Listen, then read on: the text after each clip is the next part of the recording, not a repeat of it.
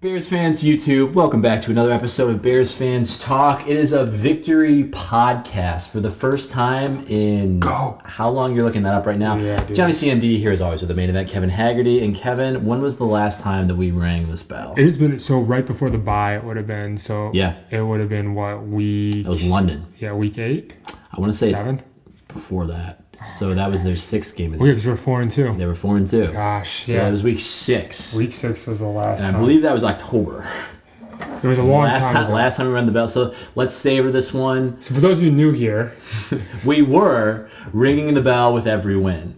We got 4 wins in the preseason. yeah, and we've just gotten our 5th in the season. we reset and we started off so hot. We were 4-2 before the break, but it used to be a very what's the word I'm looking for? Therapeutic, liberating victory, and we haven't done it for so long that we actually lost the dinger. So we got a battery we got today. a good old fashioned AA battery. So for our 5th win. Well, no, so you're ringing it 5 times, correct? Yes. Let's see if we can remember all 5 of the wins. Okay, All ready? So ring it once.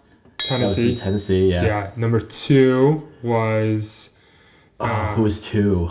Was 2 Jacksonville? No, I think it was 3 because that was the It was get 2 right the game. Rams. Rams. Was Rams number 2? Yeah, and then it was Okay. a get right game for Tennessee. You're yeah, right. right. So 2 for the Rams.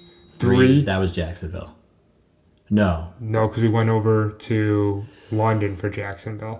Was it Jacksonville we went over for? Yeah, because it was the God, home it's game. been so long. We're off to a real strong start here. Who else was it? It was someone else. Panthers. The Panthers. It was Panthers and then Jacksonville. So Panthers, Jacksonville, and the Green Bay Packers. At Lambeau Field. At Lambeau Field. What a beautiful, beautiful win it was. So there's going into it. Like I'm not sure if we had addressed it last week on the podcast, whether or not it would just be better for the Bears to win for draft purposes. Yeah. If the Bears had lost, the way it worked out to be, they'd be the 7th spot. Yep. Winning put them at the 10th. They were at the 9th before the game. And honestly, I think it was just such an important victory. For sure. So what do you think? Is there a part of you that's wishing? I wish we had that 7th spot. I wish we were picking ahead of like the Jets and whoever. We'll go through that order later. But is there any part of you that wishes that we just lost that game? 0. Okay. There is not a single part of me that wishes that we're not picking like where we're picking. First of all, we haven't won in Lambeau Field in like 3,300 and some days, right? I think it was only in the 2000s. It was 2018. No, I think the last time we beat. Won in Lambeau. Won in Lambeau. Oh, okay. So that's like winning in Lambeau Field, Yeah. going up to Green Bay. Whoops. Excuse me. Oh, sorry. I buy an Apple Watch. I don't even like it. And it's already fucking up the podcast. Wow. All right, anyway, so you think 3,000 days since Lambeau? I looked it up. That could yeah. be correct. It was like 2015. Yeah. So like to me, and granted, like Jordan Love wasn't playing. He got taken out. Watson, got hurt. Josh Jacobs got taken out. Don't care. Mm-hmm. It's still a dub. Very important for the team. For the Bears, for Caleb's psyche to be 1-0 at Lambeau. Mm-hmm. To win at Lambeau is like, I don't care. It's good for Thomas Brown, like just happy for him. Got a W. Like a big one. An emotional one.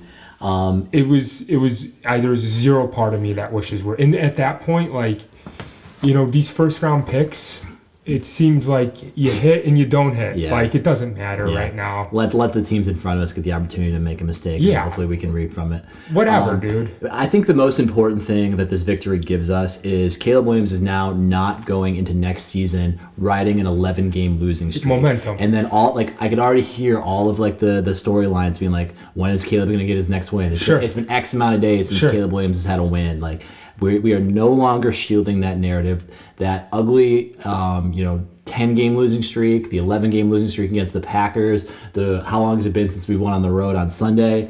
I think it just needed to be washed, just put a cap on the season. And there was that clip of Caleb as he was walking down the hall. He's like, first win of 2025. Yeah, many more to come. Many more to come. Yes. So, I mean, we'll see. But I'm glad that at least we can walk out with that type of energy. Not only that, but like, I think the storyline, like you said, like when is Caleb gonna get his next win? Like that would have been exhausting to deal with. It would have been. And like another analogy that I made too was it reminded me of 2 years ago or 3 years ago now when Detroit played Green Bay on Sunday Night Football. Detroit had nothing to play for. Yeah. And they actually beat Green Bay on Sunday Night Football. And like everyone was super jazzed up. It was amazing. It was great. And the Lions didn't make the playoffs that year. They didn't. But they went on like a great run to end that season, and I think they rode that momentum. But that's like the type of win, of like a momentum type of win that you can carry and you can build on and you can build from in the offseason. And that next year, they opened against Kansas City at Kansas City, and they won. And then when I went to win the NFC North, and now they have twice in a row. Yeah. And I'm just saying, that was a different situation. They had MCDC in place, but still, it's good momentum to have for the team. So I love the positivity they opened with. I want to bring us back down to earth, but first I want to plug our Instagram. Oh, yeah. First of all, if you're new here, like, comment, and subscribe. Thank you. Or Pop and Pop Shop. We're up to 109 subscribers. Who wants to be the 110th? Let's go. Drop a comment. How do you feel about this Bears win? How do you feel about this Bears season? But I had a lot of fun. We both did. So you were at Lambeau. And we'll talk about the vibes of that in a second. I had a lot of fun from my couch, just like posting some reels. It was fun. Like, I often do this like just on my own when I'm watching with my brother, just being like, hey, did you see that? Rewind that. Like, I loved this Jonathan Owens moment. I can't think of a better way for the Bears season to end than for shit like this to happen. Watch Jonathan Owens try to do a Lambeau leap, find some Bears fans, and falls down. This is what we are.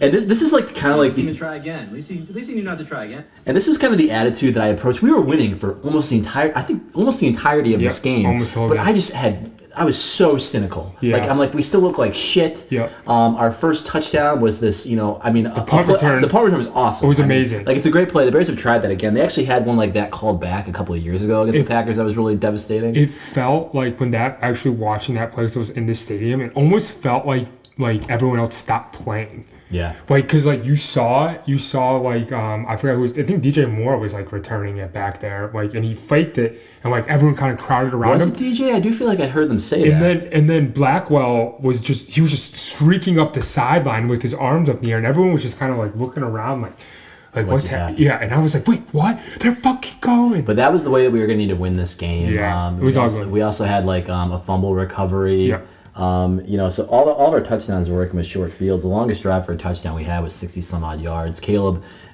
only threw for about 140, 150. Dude, it was ugly. Pace. So to take us back down to earth, we would love to have this idea of like this is going to be the thing that galvanizes the locker room, that kind of gets everybody back together. That being said, it's going to be a whole new coaching staff. Yeah. Who knows in terms of new offensive line? Yeah, probably a whole new defensive line. So I think this locker room is broken to the point where I don't think one win in week 17 against the Packers or week 18 against the Packers is going to bring everything together and change things. It's going to be a long offseason. Yeah. And honestly, we almost feel like we've taken 2 steps back in the rebuild. And I don't think next season we can realistically go into it thinking that because we're not 1 or 2 players away. It just does not feel that way. Let me ask you a question, because it's just a sidebar question. Well, first of all, do you hate hearing your voice played back to you? I've gotten used to it at this point. Me too, because of the podcast. Why do you say that? Just curious, because sometimes when I hear myself... it was like, because I fucking hate your voice, Johnny. No, I don't like my voice. But the second question I want to ask you, which is actually a legitimate Bears question, how much of the roster turns over next year? Percentage? Yeah. I don't think a huge percentage. Okay. So I could see we'll probably have 4 or 5 new offensive starters. Okay. We'll probably have 3 or 4 new defensive starters, is what I guess. I'm just saying total turnover on the team. Total turnover. I mean, I think a lot of like those like intangible, like those second string guys, I think there's probably a lot of turnover there. Yeah. I don't know what's typical. I don't know why. Do you have a thought about this? Well, I think we'll probably have like 7, 8 new starters. Which is substantial. I mean, that's significant. I was gonna say, because I remember like after once Lovie Smith left, there was like 2 years later there was only like 1 player that was still rostered from the Lovie era, and it's just like you're telling me that whole team turned over in 2 years. It was like the long snapper or whatever was the last guy left. Yeah, probably Patrick Manley. Yeah, something ridiculous like that. And it's just like, that's how quickly you can dismantle a team is what I'm saying. And obviously we know our core pieces will stay, but I think like up to 40-50% of the team can, like, to your point, not a lot of these guys are going to be here next year in my opinion. I think it's going to be definitely dependent on the who we get head coach. Okay. And I get the sense that if it's Ben Johnson, I think he's going to be like, I want my guys, like, turn this over. That's what Shane Waldron did. Yeah. Brought in Gerald Everett. And what did he do for us? I think Gerald Everett and Mercedes Lewis both had bad plays. Maybe one was a fumble. Mercedes Lewis is offsides every time. Yeah. So, I kept saying that. Yeah, those two were frustrating. When you paid Cole Kmet so much money too. Yeah, so I could see it really depends on who they bring in at head coach, and I do think that most of the guys like to run my scheme, to do things we want to do. I got to have my personnel, so I think there's a capacity that could be a big turnover. Maybe even some names we don't expect. Like who knows what we're going to do with Keenan Allen next year. You think he's gonna be gone? You got to pay him. I think he's on a contract here. I know he's on a contract here, but maybe he's like, I've had my Hall of Fame career. I'm vibing with Caleb. I'm vibing with Chicago. You think he has a Hall of Fame career? Oh, for sure. You don't think he's a Hall of Fame career? I think he's a Hall of Famer. Bro, Mike Evans is a Hall of Famer. And so is Keenan Allen. I think Keenan Allen might be a Hall of Famer too. I'll look this up after. We can table that. We got to do an episode. That's interesting. Okay. But let's talk. I want to talk about the game though of going to Lambeau Field. Tell me about that. So let me just tell you. I actually want to put this on the podcast because I feel awful that I didn't take you to the game. I really do. But hang on.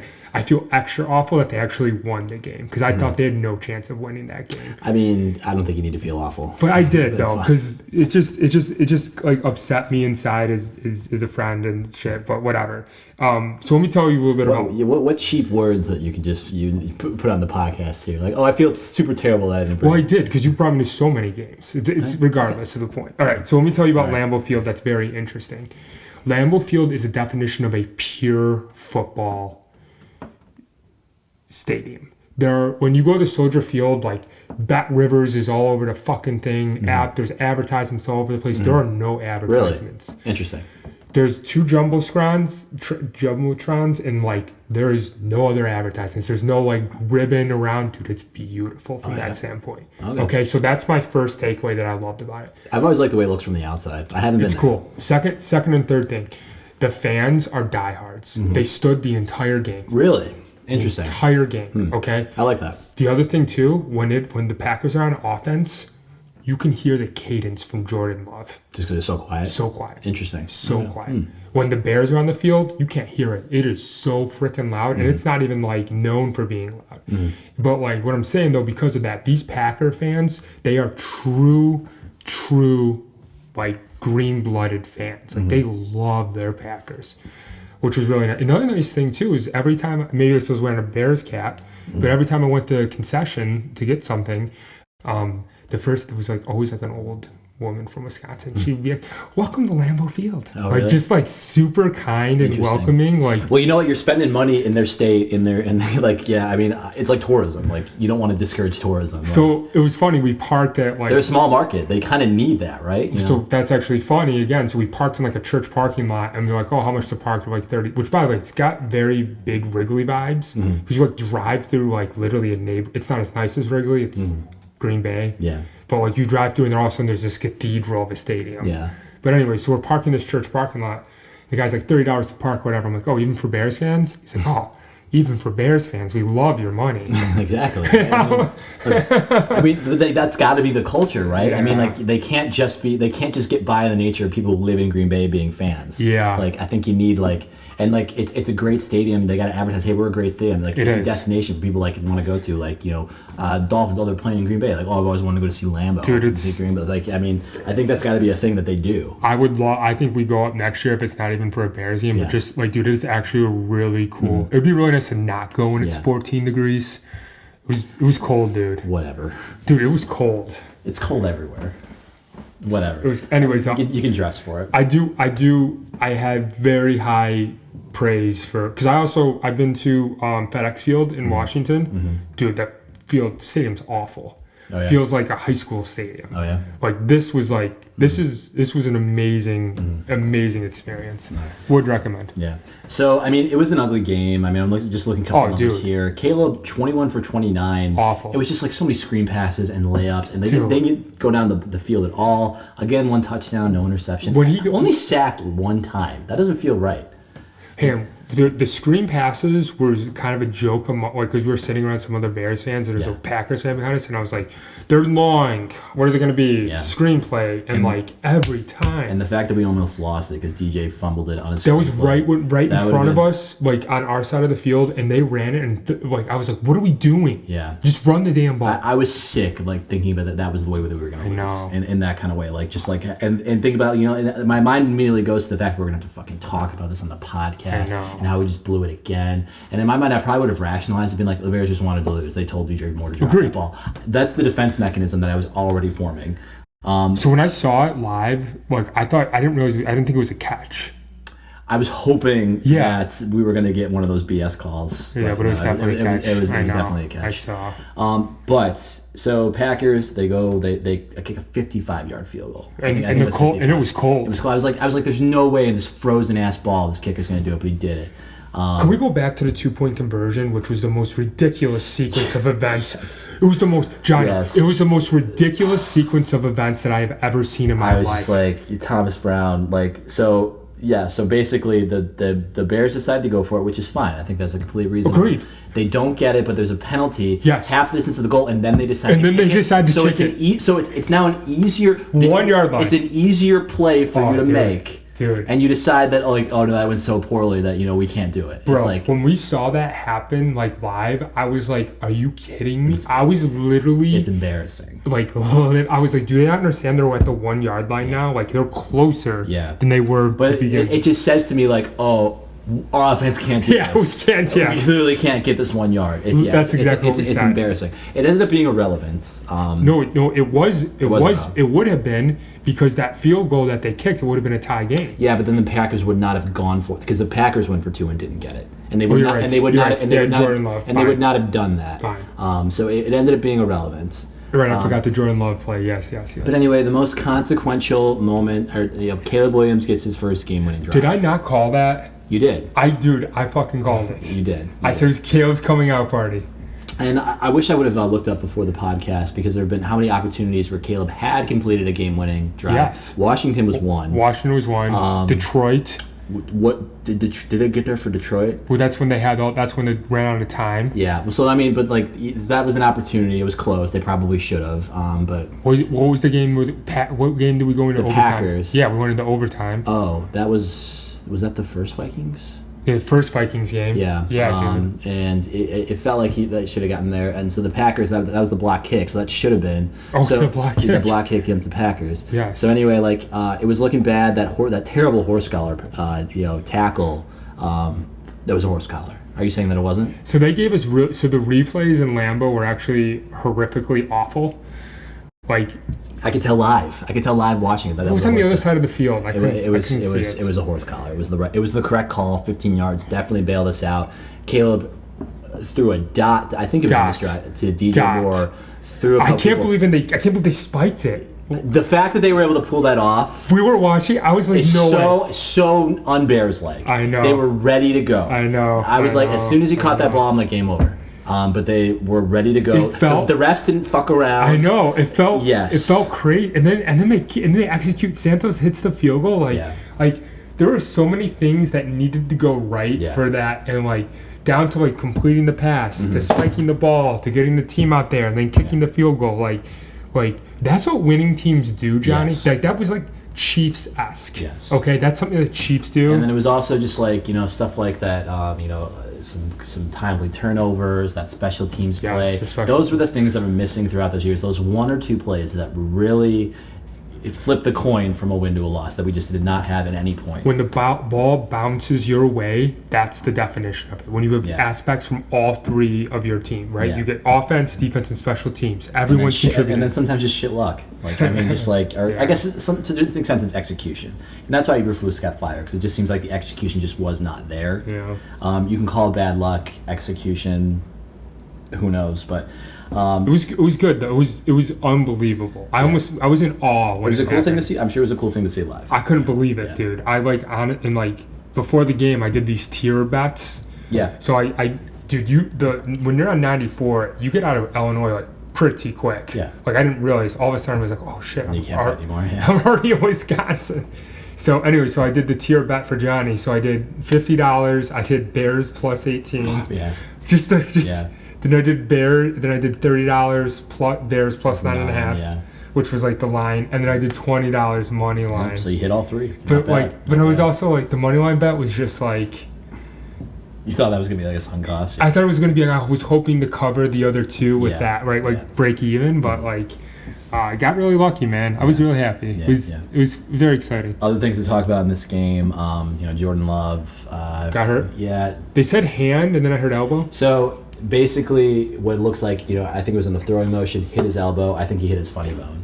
I mean, I don't mean to undersell it because I think basically he hit his ulnar nerve to the point where he was having trouble feeling his hand gripping the ball. It was cold. Yeah. Did I mention it was cold? Yeah. So Malik Willis, who actually, didn't play terrible. He got popped. Oh, there's the biggest hit I've ever seen. Yes, man. and it was clean. Yes. Textbook. That's exactly what the NFL wants to see. And I made the joke on the Instagram, like, I bet there's not going to be a concussion protocol for Malik Willis because they're not going to put Jordan Love back in the game just because Malik Willis took a shot to the head against the ground. Not really, in a helmet, but I don't think it made that big of a difference. Jordan Love wasn't looking like crisp, 7 for 12 for 69 yards. No, it was not a very full game. What happened to Josh Jacobs? He wasn't playing either. I don't think he got hurt.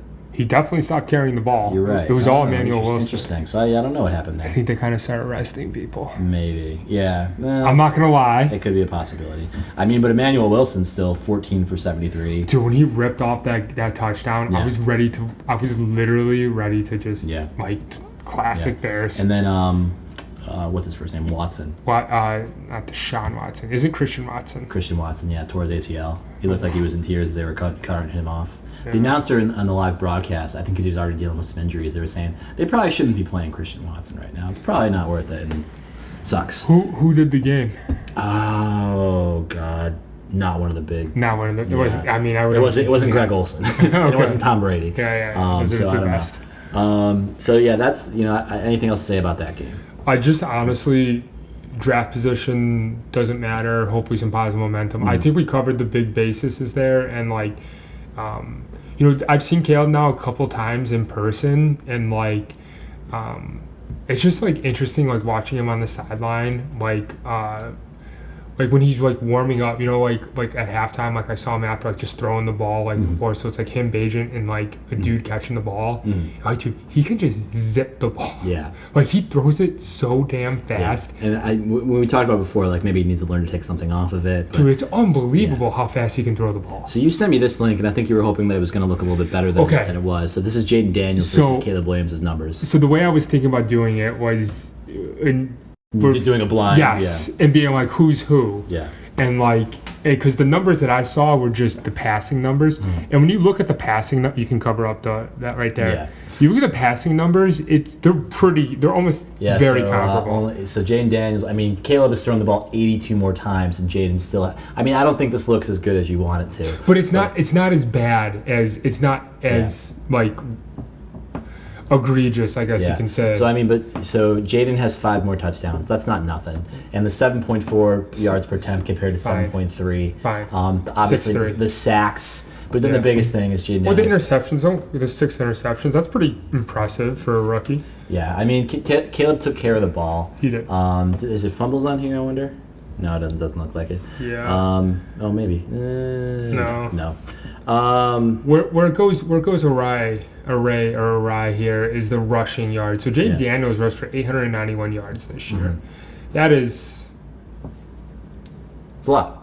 I think it might be a rookie quarterback. It's like a starting running back. Yeah. Like a mid tier. It's like a guy who played in the Raiders. Yeah. So I think Jaden Daniels is probably smart money for a rookie of the year, especially if he wins a playoff game. Definitely over Bo Nix. Yeah. Bo Nix had a good week 18 though. Playing against the second stringers for. How about that? The Chiefs. How about the Bengals to make the playoffs? They needed to win, which they did. Great game. Loved that game. Yeah. They needed the Jets to win, which they did. Yeah. And they needed KC to win. What does KC do? Do you think KC? Put up a goose egg. Do you think KC has any desire to see Joe Burrow in the playoffs? No. You know who started that game? Who? Carson Wentz. I did see that. Yes. No, Patrick Mahomes is probably like, "Hey, buddy, you want to say the backup? Don't put up a point."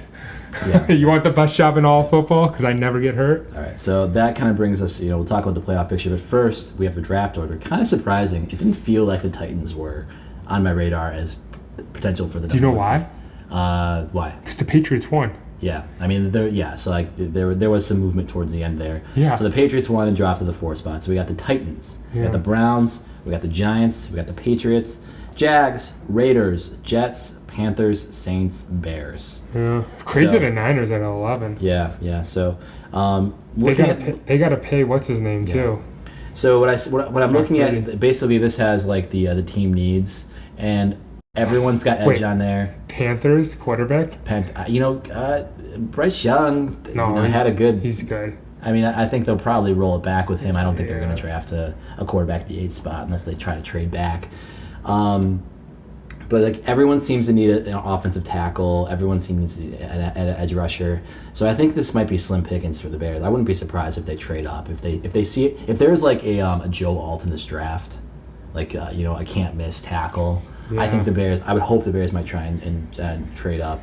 I'm not sure if I agree with like running back is also on this list. Maybe someone to kind of more of a backup to. Well, let's put it this Swift. way: if Ben Johnson comes to town, I'm gonna want a Monty and Gibbs situation. That's probably true. I'm all for fantasy football. Well, they were both viable in fantasy football, but I'm all for screw the people for fantasy football, fresh legs in there and get 2 really competent running backs. Like the bell cow Barkley, that's rare. Yeah. 2,000 yards rushing, dude. Kudos to him. That's amazing. But the problem with Monty and Gibbs, I'm not sure how they're I'm not sure if either's up for a contract soon, but both of them probably. They just extended Monty. Did they? Yeah. Because that's what they do. They take care of players. I guess so. But I mean, how much draft? I mean, I just don't understand how teams make it work. But that's good. But yeah, my gut feeling is it's hard to pay 2 good running backs. And Jahmyr Gibbs and Monty are 2 pretty good running backs. Gibbs is still on his rookie deal. Monty doesn't seem like the type of guy to me that's money hungry. And you know what it is? I've been thinking about this more because we're going to talk about the head coaching for the Bears. All these guys, all these athletes they're amazing. They're amazing athletes at this level. They all can lift a ton of weight. They all can run super fast. They all can play well. You just got to how do you get the best out of these players every single day? Yeah, that's true. I mean, and I think Motor City Dan Campbell does that better than anyone, and can get the best out of these guys. Yeah. It's culture, which is something that whoever comes in for the Bears needs to kind of define. And it's tough. I mean, culture is something that's important. Every workplace. Too. Everywhere. Every workplace you work. It's tone at the top. Do you like where you work? Do you like who you're working for? Do you believe in what you're doing? And you get more out of people that way. It's tough to do. Well, I guess before we talk about the playoff picture, do you have the list of all the ever-growing list of the people that the Bears are interviewing? Today, actually, interesting, on social media, they posted, we have completed an interview with Mike Vrabel. Did they? They posted it, yes. Wow. They actually got a picture of Mike Vrabel, said we completed, and I thought it was an interesting move to say that you just completed. Hopefully it relays a tone of seriousness, because Vrabel, I think, is one of the guys that I'd be happy if we ended up with. It's number 1 for me. Maybe... He brings the culture out. Probably, yes. I would say probably. Do you remember? Did you hear the story about who's the Dan Quinn? Dan Quinn. Yeah, the flume coach. Yeah, flume coach in the middle seat, the back of the plane. Do you think it feels made up? He feels made up. Yeah, it feels made up. You think they did that for Vrabel? Well, I don't know. Hopefully not. Okay. Well, I don't know. They were bashing. It feels made up, but I heard it on ESPN radio, so I'm hoping that it's real, that they were saying that about Quinn, and if it's out there that they knew not to do that shit again. Kevin Warren sounds like he's smarter than that. That you don't put them on coach. All right, so let's put the 14 people that they put an interview request for. So number 1, Aaron Glenn. He's currently the defensive coordinator for the Detroit Lions. Not super jazzed up about that. Number 2, Mike Vrabel. We've already talked about that. He's currently the Cleveland executive director and former Tennessee Titans head coach. Brian Flores, who is currently the defensive coordinator, I believe, for... is that the Vikings? Vikings, and former head coach of the Miami Dolphins. Arthur Smith, which is the former head coach of the Atlanta Falcons, and current offensive coordinator of... Sorry, what did you say? Arthur Smith. Oh, I forget. Current Pittsburgh Steelers offensive coordinator. Okay, Pete Carroll. We all know Pete Carroll. Yeah. Which, by the way, no one commented on my age thing. What commented? What did you say? You don't remember what? Because you said Pete Carroll could die in 5 years. Yeah. Do you remember what I posted in response to that? About the fact that the president of the United States is older than Pete Carroll or something? Yeah. Yes. Yeah. Pete Carroll's 73. Donald Trump's 78. Yeah. Everyone knows that Donald Trump is too old. I'm just saying, just if you think he's gonna die, I'm just saying, Pete Carroll. I'm not saying I want Pete Honestly, Carroll. I'm more emotionally invested in who the head coach of the Chicago Bears is than the president of the United States. That's fine. To be honest. All right, let's go. I'm showing my privilege here, though. Yeah, by the way, for sure. I can tell. I mean, what can we not see your new MacBook Pro, which is pretty fucking sweet? And you just told me about your new iWatch that you got. My LeChonk special illustration wear Pokemon card. Yeah, exactly. Times are tough for you, Doc. Yeah, man. All right, next one. So you got Ben Johnson, who I would be my second choice. The offensive coordinator for Detroit Lions. Mike McCarthy.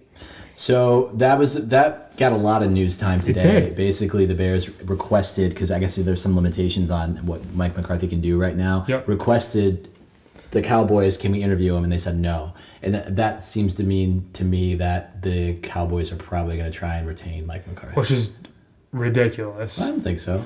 I don't know, man. I would not want Mike McCarthy here. I think that it would be cool just because he used to be in Green Bay, but I feel like he's kind of washed. This is the first bad year he's had in as long as I can remember.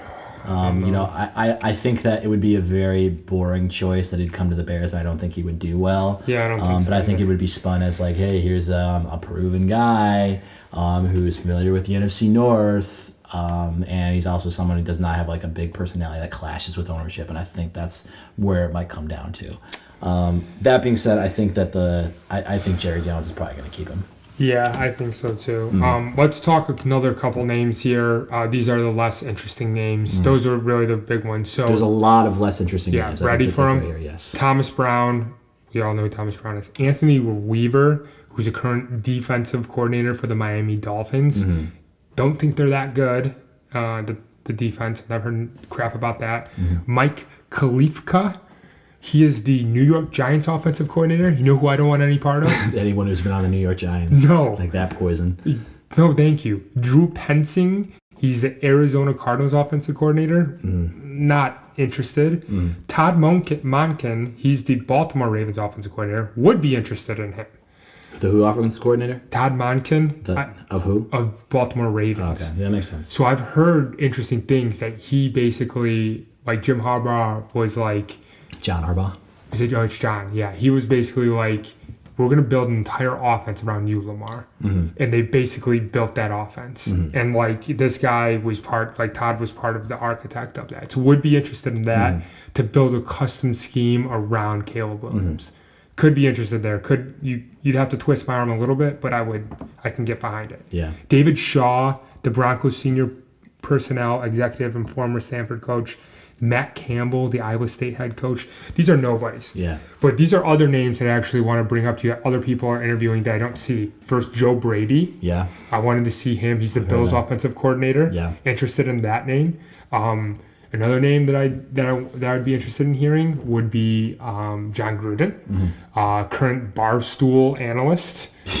I think no. I would love John Gruden. He bombed. I don't care in Oakland. No, he had those racist emails come out. But he also didn't do well. Doesn't matter. I want him. He brings the culture I want. Here's some other interesting names what I want to tell you about. Who the Jets are interviewing. A former head coach for the Chicago Bears. Who would that be? Lovie Smith? Nope. Matt Nagy? Matt Nagy. Okay. That would be interesting. Other people that the Jets are interviewing, Here's another good name. Another former Jets head coach. They're going to re-interview him. What's his name? I forget his name. Salah? No, he just got fired. Oh, okay. I was going to say it'd be weird. Okay. He's got a tattoo of Mark Sanchez. Oh, Rex Ryan? Rex Ryan. Okay. That's an interesting name. Those are really the two names that I would be interested So in. when it comes down, and there is currently six head coaching opportunities. The Chicago Bears, the New England Patriots, the Jacksonville Jaguars, the Las Vegas Raiders, the New Orleans Saints, the Jets. Jets are dumpster fire. The Saints are dumpster fire. Raiders are a dumpster fire. Jacksonville, you can make the argument. Small market, want to play. But people have tied Ben Johnson to, probably more likely to go there than the Bears. Yeah. Because I think he's also going to have some say in who becomes their general manager, because I think they also fired them as well. Yeah. People are saying that Vrabel is... That's a good job. Is penciled in the Patriots. What job would you take of these jobs? Probably the Patriots. Yeah, Patriots. Yeah. Just because I'm so frustrated as a Bears fan. On paper, it seems like it should be the Bears, and that's what Sports Illustrated is saying is the Bears are the number one spot. Dumpster fire of an organization, not worth it in a great division. Yeah. I would much rather go to the Patriots with a great fan base, with a winning pedigree, with an owner that wants to win. Yeah. Robert Kraft wants to win. Yeah. He wants everyone to forget about those massages, and he just wants... I didn't forget. Yeah. He wants to win another championship. People don't forget.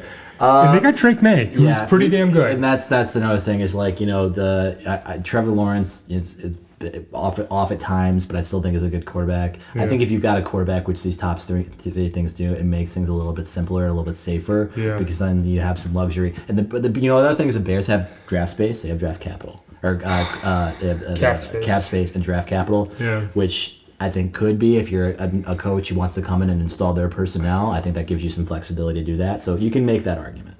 That being said, polls, he's got to get this right. I mean, and I don't have any of the confidence, and I think I've said in a previous podcast, that I will never feel like the Bears have got it figured out until we're sitting here 7-2, eyeing a playoff spot, winning the North. Not even 7-2, but the really funny thing is that I kept saying we're going to take the North and never give it back. Yeah, and we are 3-14 since he said that, or something like that, or I don't know what it is. But the reason I'm telling you this though is that I just want to see better effort out of the Bears. Yeah.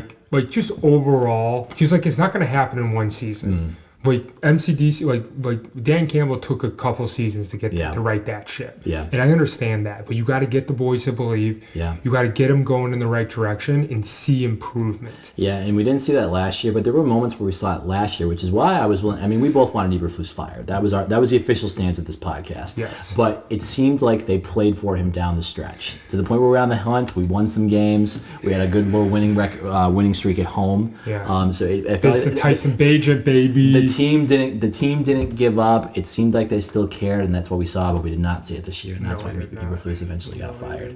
So, transitioning to... Who's your pick? Who's your pick? Number one pick? Just deep inside me, I just feel Ben Johnson. Yeah. I think I feel Ben Johnson. I think I need somebody, but if it's Vrabel... I think that's good. I think as someone who's done well as a head coach. I like the idea of someone who has done it before. Me too. Versus we don't know what we're gonna get in terms of someone running an entire organization. If there's just been an offensive coordinator, I think there were some good names on that list. Who's your last pick of the Aaron Glenn, Mike Vrabel, Flores, Arthur Smith, and Pete Carroll? I don't want a defensive coordinator. I don't want Flores. I don't want Flores. Yeah. I don't want Aaron Glenn. Flores didn't do super well as the head coach of the Dolphins. Yeah, I don't want Aaron Glenn either. I think that there are more. Pete Carroll? How would you feel about Pete Carroll? I would. I think it would just be such a short term. How many years can we have Pete Carroll for? I think that you'd have to show me. You'd have to show me that it works. I'd be very skeptical. The thing about Pete Carroll that I can talk you in about Pete Carroll that I think is that he can bring a winning pedigree to the organization. It could happen. And could bridge. He's a guy who's been there. Yes, and could get this negative culture out of here, make us a winning organization, and bridge us to another head coach. Whether that be one of the coordinators that's coming up through the system. But Pete Carroll will instill a different he's the type of guy that wants full transparency in the whole organization. Yeah. him and Russ were boys, like whatever. I don't know what he did up in Seattle, but it worked really damn well. And like, I don't mind that. That's all I'm going to say about that. In a perfect world, if we're in that situation, Pete Carroll brings in his guys. He is a situation like maybe 3 or 4 years down the line. He steps down and hands it to someone who he mentored. Yep. As opposed to being fired and then just everything just getting. No, yeah, that's what I'm saying. Yeah. He would be a bridge. Yeah. It's easy. It's okay, bro. But yeah, that's why I'm saying like I'm not out on Pete Carroll as much as other people are.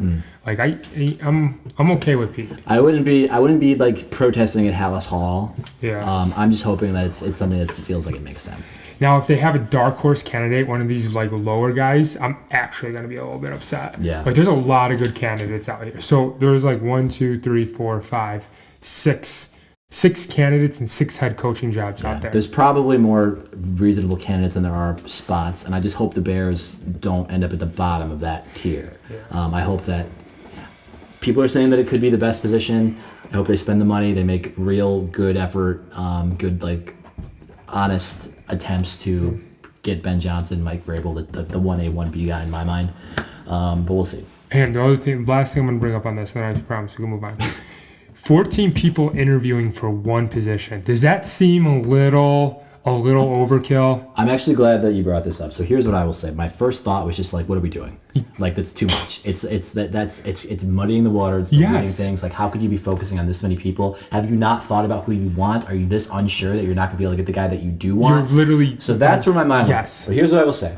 I was listening to Waddle and Sylvie yesterday, and Mike Wilbon came on. Oh, I love Wilbon. I like Wilbon too, and I respect everything he has to say. And I think Waddle was like, is it ridiculous when they're interviewing these people? And Wilbon says no. Wilbon said, here's the thing. And he said, I don't know what Wilbon's like relationship with like coaches or if he was in some sort of position like this. He's like, I've talked to guys like this. He's like, I've talked to guys about this. Like what? That they basically saying like, you're not going to hire this guy. Why are you talking to him? He's like, intel. He's like, maybe this guy isn't our head coach, but this guy does something well. And we're going to use that interview process to figure out how he does that well. And like what exactly makes that successful, and use that information going forward. And at the end of the day, it doesn't cost you anything to interview 14 guys. Hang on. I would believe that if we were a good organization that would be able to capitalize on that information. They have yet to prove to me I think that's what Waddle that they are counted with. Yeah, that they are competent enough to be that smart. So I let Mike Wilbon talk me into that. So I'm not gonna. It seems ridiculous. That was a rebuttal. Because that's exactly my first reaction. I didn't hear this, and that's my reaction. Yeah. Yeah, I mean, come on. Know what they should do, John? They should interview these top 6 guys, and the second they find their guy, if they interviewed Vrabel today and they liked him, they should just stop. Yeah. They should just stop right now. Well, Vrabel's probably got to make his rounds. Fine, but like, I mean... And you can't stop if Vrabel decides to go somewhere else. And like, that's fine. You gotta have, like, I think they gotta be ready to make a move. Fine, but they make the offer to... If you like him, you make the offer. You don't interview... And maybe they did. And maybe and Vrabel might have been like, "Hey, I'm on like 3 different flights over the next week. I gotta go talk to people and see what's out. I'll get back to you on the 21st." And I'd be like, "Awesome!" And I'll continue my process. But I'm just saying that process could include interviewing a dozen guys. Unfortunately, I hope not. Yeah. I think they probably want to like have all these interviews done, and then when they have and get the ball rolling. I hope that we know by the end of January. I don't know if that's realistic or not because I don't really remember when. I want it sooner than Ben Johnson's probably playing in the Super Bowl this year. That's true. Yeah. So I mean, he's still got stuff going on, but. He's also got the bye week to kind of get this all locked up. That'd be interesting if he had a job locked up, but was still coaching for the Lions. I don't know if that'd be distracting. I feel like when that happens in college football, they typically leave. Remember when? So like really? So no, there's no way. Yeah, dude. They wouldn't. Ben Johnson cannot just leave in the middle of the Lions. I'm telling you, it's doing college football though. That's different. When Brian Kelly was the head coach of Notre Dame and got the LSU job, he literally left them right before the bowl season. That's when Freeman came up, and good for Notre Dame. Yeah, good for Notre Dame. So let's talk playoffs. Playoffs coming up. So here, can I tell you my strategy for the playoffs? Sure. So batting strategy, or what? Yeah, batting strategy, sure. Everything. So I firmly believe after going to like the Packers stadium and like watching them play, I'm taking all home teams. I literally think that like the home teams are gonna have such an advantage. That like picking the Rams over the Vikings then? Yeah, I think I take the Rams. They've lost their ones. It's not a bad pick. The Rams lost the Rams beat the Vikings at home. And they also just got crushed by Detroit. They did. Like I love the home team. So with that being said, we can go through the list. But that's just I'm putting it out there for a tidbit after seeing it firsthand. Mm-hmm. I like home teams. I still think that I think the Rams is a reasonable pick, but I still lean the Vikings. I don't think that Tampa Bay beats the Commanders. I think the Commanders win. Nope. Dude, Baker's got those boys buzzing down there. I don't know. And a rookie quarterback on the road. What is it? This is C.J. Stroud all over again. We'll see. C.J. Stroud won his first game. I know that's you're playing that narrative is what you're playing that narrative. The Chargers against and then you got Chargers. You miss Eagles. Yeah, we know what's happening here. Yeah, I think assuming Hurts plays, I think the Eagles are going to blow the door off the Packers. I do too. A big emotional letdown. They don't have their number one wide receiver. I believe Watson's still their number one wide receiver. Or Shaden Reed, I don't know. That's a toughie. I think this is a tough one. Yeah. Who do you like there? Chargers. I feel the Chargers. I think Houston has been too hit or miss this year. So here's the thing: if like it's the Harbaugh bump right now, I think it's Harbaugh. In my mind, it's Harbaugh. Yeah, me too. I've been there before. Understands big games. If it wasn't Jim Harbaugh coaching that team, I think they got the better quarterback. Agreed. I would take Houston 9 out of 10 times, but since Jim's coaching that team, I lean Chargers, but I'll bet Houston money line. Baltimore's going to blow the door off the Pittsburgh Steelers. Yeah, not even close. And Buffalo's going to blow the door off the Broncos. I think it's going to be closer than you think. It's an 8.5 point spread. I might be closer than that. I'm not taking that. I'm not taking them to cover, but if I bet anything, I think from here on out, I'm just betting money lines. Yeah, dude, money line's the way to go. Yeah, in the playoffs, because that's what it's about. Who wins? Who's winning these games? Yeah, I agree. So that's my thinking there. And then they reseed, which is like the craziest. I think that's the best thing about the NFL playoffs is the reseeding of it. I'm kind of torn on that. I'm not sure how I feel about it. I think if the Packers beat. I think if the Packers beat, they shouldn't have to play the Lions just because of the lowest seed. I think that's cool. I think that you should go on. I don't know. But the other important thing, though, is KC has home field advantage over the entire course of the playoffs, and the Lions have home field advantage. And let me tell you, those are two cities, two places I do not want to play. Yeah. They are, dude, Arrowhead's always been top, and Detroit is just, they are so starving. Yeah, they are thirsty over there. They're ready to go. You think it'll be, who's your Super Bowl prediction? Who do you got? I know we did our bets last time, but I think what I want is what's going to happen. I think it's going to be Detroit and the Bills. Detroit and the Bills. Yeah. The blue collar. That'd be fun. I think the only teams I feel really have a good chance in the NFC are the Eagles and the Lions. Yeah. And I think the only realistic shot here, I think there's three teams. I think it's the Ravens, the Chiefs, and the Bills. Yep. Agreed. I think those are probably the only realistic things here. I'd be surprised if I see any of these other teams win more than one game in the playoffs. The only team that I'm going to call out is I think the winner of this game has got a potential to make a run. Mm-hmm. Like those are two teams that are hot. They're very hot, and like with quarterbacks that like can do like I don't know what Jaden Daniels is gonna do in the playoffs, but like I know I think Baker's special. Mm-hmm. I really and deeply do when he's swaggy, and he's really swaggy right now. We'll see. I don't know, man. All right. I don't know, dude. So we are very dangerously close to getting to dead zone off season. Savor the football while we got it. Yes. My dad got had some tickets that was given to a vendor. It was awesome. It was like section 101, just behind the Bulls bench. 106. We saw the Bulls play. Great game. Victor Wembanyama. That's the only person I'd probably want to see. Like NBA to me is completely dead, but I'd love to see Wemby play. Like I think that'd be great. Yeah, and it was a lot of fun. The Bulls were down 17 at one point. They made a great run, capitalized by Kobe White. Sorry, I'm terrible. Joakim Noah and Luol Deng were in attendance. Ooh. Yeah, not on the court, but they had their their box. They put them on the screen. Everybody loved that. Tibbs years, man. Tibbs years, and obviously Derrick Rose just got his number retired. Fun little thing for the city. I love that. I love those teams so much. When I was talking to my wife about Derrick Rose, and she's more of a passive Bulls fan, but knows who Derrick Rose is obviously, and she goes, "Did Derrick Rose really deserve to have his number retired?"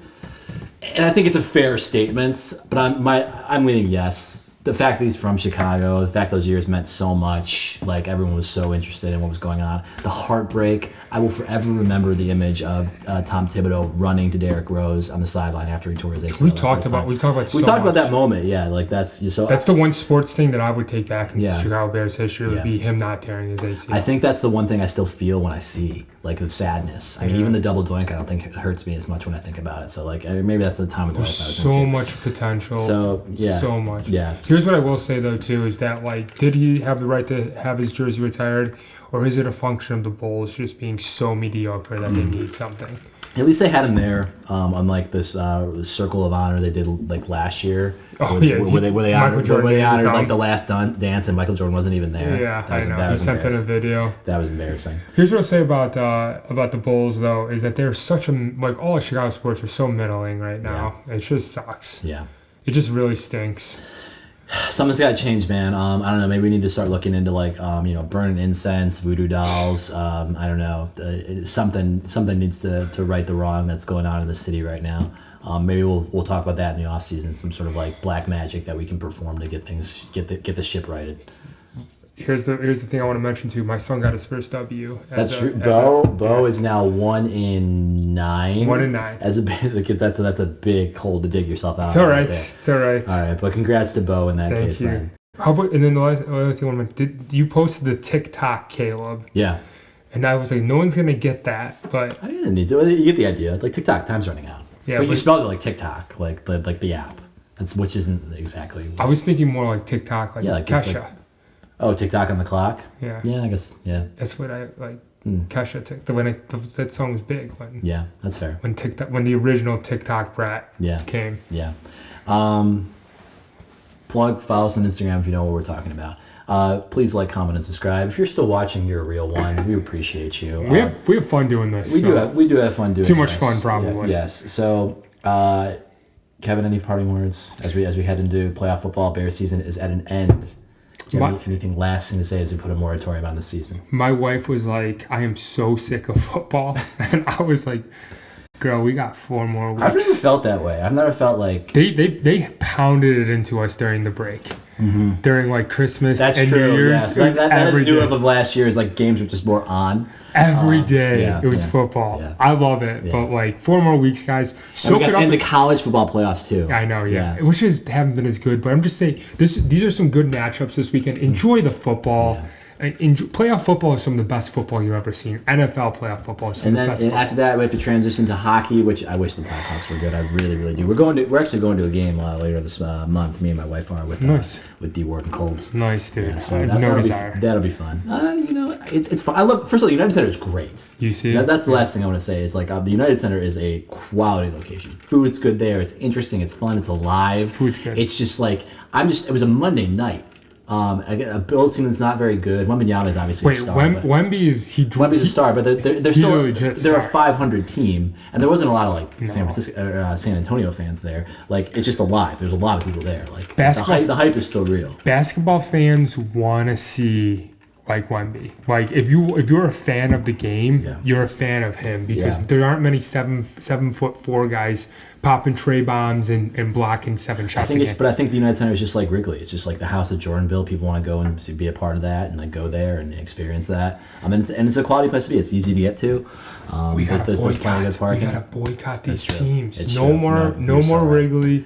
No more. You know what I'm saying? Boycott them. Yeah. Maybe voodoo dolls instead. All right. That's all I got, guys. Have a good week. Enjoy some football. Peace. Nice. It was a long one? Nice.